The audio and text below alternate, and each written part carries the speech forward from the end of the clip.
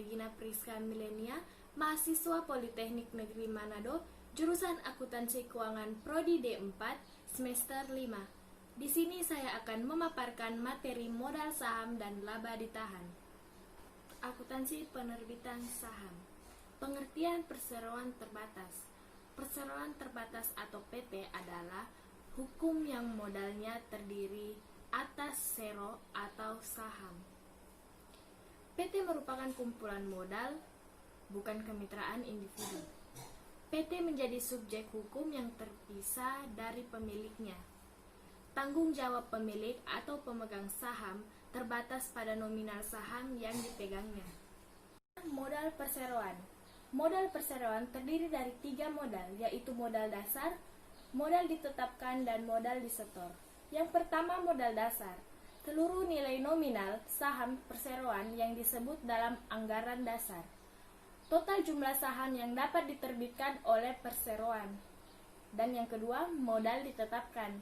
Jumlah saham yang sudah diambil pendiri atau pemegang saham. Ada yang sudah dibayar, ada yang belum dibayar. Yang ketiga, modal disetor. Saham yang telah penuh oleh pemegang atau pemiliknya.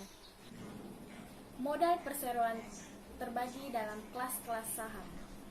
Saham biasa dan saham preferen. Saham biasa, bukti kepemilikan kepentingan residen dalam perseroan. Pemegang saham biasa adalah pemilik perseroan sebenarnya. Saham preferen, pemegang saham preferen memiliki prioritas dalam pembagian laba dan aset pemegang saham preferen lebih kecil.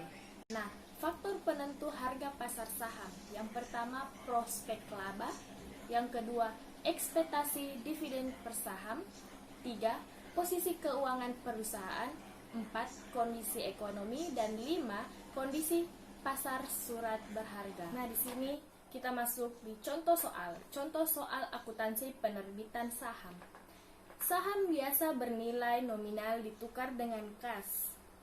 PT Tanah Abang mengeluarkan 20.000 saham biasa, nilai nominal Rp1.000.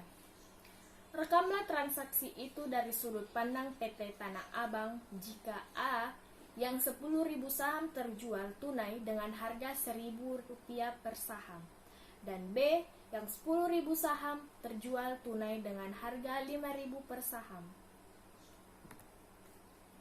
Nah, ini dia jurnalnya. Yang A, 10.000 saham terjual tunai dengan harga Rp1.000 per saham. Maka kas berada di debit yang bernilai Rp10 juta dan saham biasa berada di bagian kredit dengan nilai Rp10 juta. Mengapa Rp10 juta? Karena 10.000 saham terjual dikali dengan 1.000 dengan harga Rp1.000 per saham. Jadi hasilnya Rp10 juta. Nah, yang B, 10.000 saham terjual tunai dengan harga Rp5.000 per saham. Kas berada di debit yang bernilai Rp50 juta dan saham biasa berada di bagian kredit dengan nilai Rp10 juta dan tambahan modal disetor yang bernilai Rp40 juta. Nah, di sini sama. Mengapa kas menjadi Rp50 juta? Karena 10.000 saham terjual tunai dengan harga Rp5.000, maka 10.000 dikali Rp5.000 hasilnya mendapatkan Rp50 juta. Nah, saham biasa kita ambil dengan dari jurnal yang sebelumnya, yang di A, saham biasa 10 juta dan tambahan modal disetor 40 juta. Penyajian dalam laporan keuangan. Ekuitas pemegang saham. Saham biasa bernilai 20 juta, tambahan modal disetor 40 juta, maka laba ditahan 270 juta. Dan total ekuitas pemegang saham 330 juta. Kita masuk di modal saham. Klarifikasi modal perseroan terbuka. Pada waktu berdiri modal, PT diperoleh dari penjualan saham yang tercantum dalam akte perusahaan. Tetapi masih mungkin terjadi perubahan-perubahan dalam struktur modal saham setelah berjalan. Ini dia perubahan tersebut antara lain 1. Pembelian kembali saham yang beredar untuk sementara waktu atau selamanya. Yang kedua, penukaran saham yang beredar dengan jenis saham yang lain atau mungkin juga dilakukan organisasi yang menyeluruh terhadap struktur modal. Yang ketiga, emisi saham baru. Nah, elemen modal yang di dalam PT selain saham adalah laba ditahan, modal penilaian kembali, dan modal sumbangan. Laba ditahan adalah modal yang sumbernya berasal dari dalam perusahaan atau laba yang tidak dibagi untuk dividen. Modal penilaian kembali adalah modal yang timbul dari adanya perubahan nilai aktiva yang diakui dalam pembukuan. Sedangkan modal sumbangan adalah modal yang berasal dari sumbangan yang diterima perusahaan. Nah, yang selanjutnya treasury stock, yaitu saham perusahaan yang dibeli kembali dari peredaran untuk sementara waktu dengan alasan: satu, untuk menaikkan harga pasar saham. Yang kedua, akan dijual kembali pada karyawan perusahaan. Yang ketiga, akan dibagikan sebagai dividen. 4. Untuk menukar surat-surat berharga perusahaan lain. Pengertian dividen, yaitu pembagian kepada pemegang saham perseroan terbuka yang sebanding dengan jumlah lembar yang dimiliki. Pembagian dividen kepada pemegang saham dapat berakhir seperti ini. 1. Pembagian aktiva PT dan suatu penurunan dalam jumlah modal PT seperti dalam dividen kas. Yang kedua, timbulnya suatu utang dan suatu penurunan dalam jumlah modal PT seperti dalam utang dividen. Yang ketiga, tidak ada perubahan dalam aktiva, utang atau jumlah modal PT, tetapi hanya menimbulkan perubahan komposisi masing-masing elemen dalam modal PT seperti dalam dividen saham. Nah, jenis-jenis dividen. Yang pertama, dividen kas. Dividen kas yaitu dividen yang dibagikan dalam bentuk kas jurnal yang perlu dibuat. Nah, ini di bawah ini di slide ini ada contoh pembuatan jurnal untuk dividen kas. Yang pertama, pada saat pengumuman, laba ditahan berada di bagian debit dan utang dividen kas berada di bagian kredit. Nah, yang B, pada saat pembayaran, utang dividen kas berada di bagian debit dan kas berada di bagian kredit, jadi bertukar. Yang kedua, dividen likuidasi, yaitu dividen yang sebagian merupakan pengembalian modal, dicatat dengan mendebitkan rekening pengembalian modal yang akan mengurangi saldo modal saham yang di neraca. Nah, yang ketiga, dividen aktiva selain kas atau property dividend. Aktiva ini bisa berbentuk surat berharga, barang dagangan, dan sebagainya. Jurnal yang perlu dibuat, nah ini di sini ada contoh jurnal buat dividen aktiva selain kas. Nah, pada saat pengumuman, laba ditahan berada di bagian debit, utang dividen saham berada di bagian kredit. B, pada saat pembayaran, utang dividen saham berada di bagian debit dan investasi saham berada di bagian kredit. Keempat, dividen utang atau scrip dividen, yaitu dividen yang muncul karena laba ditahan mencukupi untuk pembagian dividen, tapi saldo kas tidak mencukupi atau tidak cukup. Jurnal yang perlu dibuat, yang pertama pada saat pengumuman, laba ditahan berada di bagian debit dan utang dividen scrip berada di bagian kredit. Sebaliknya pada saat pembayaran, utang dividen scrip berada di bagian debit, biaya bunga berada di bagian debit, dan kas berada di bagian kredit. Yang kelima, dividen saham, yaitu pembagian tambahan saham tanpa dipungut pembayaran kepada para pemegang saham dan sebanding dengan saham yang dimilikinya.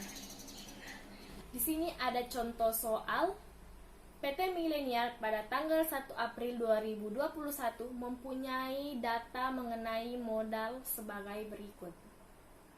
Saham biasa 40 lembar, nominal 10.000, per lembar 400 juta. Laba ditahan 50 juta, modal 540 juta. Buatlah jurnal-jurnal yang diperlukan dari transaksi di bawah ini. Yang pertama, pada tanggal 20 April 2021 mengumumkan akan membagi dividen berupa kas sebanyak 1.000 per lembar saham biasa.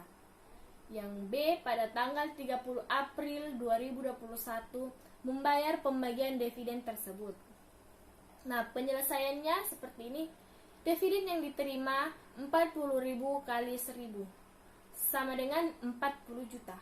Mengapa 40 juta?